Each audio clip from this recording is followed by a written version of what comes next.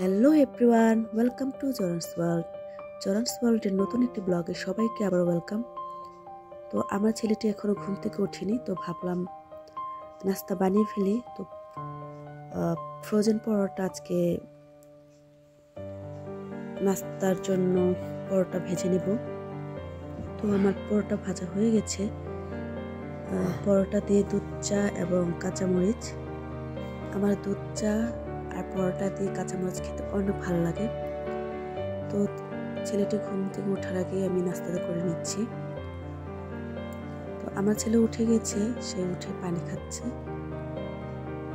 তো তাকেও ব্রাশ করে দিয়ে নাস্তা করাবো। তো তার নাস্তা খাওয়া অলরেডি কমপ্লিট হয়েছে। তো সে তার ছোটবেলার তাওয়াল দিয়ে খেলা করছে। এটা তার খুব প্রিয় একটা তাওয়াল ছিল।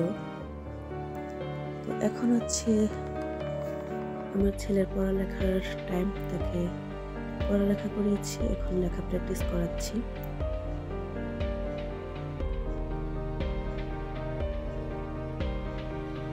তো আমার ছেলেকে আমি পড়াশোনা করে শেষ করেছি।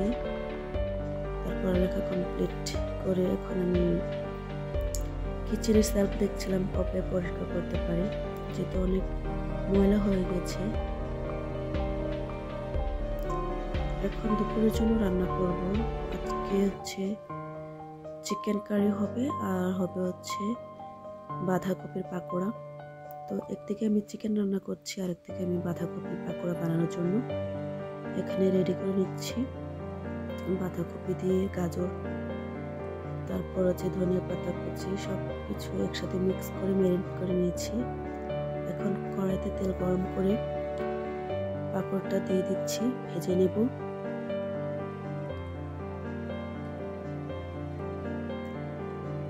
তো এই তো রেডি হয়ে গেছে আমার আজকে বাঁধাকপির পাকোড়া। দুপুরের লাঞ্চের জন্য খাবার রেডি।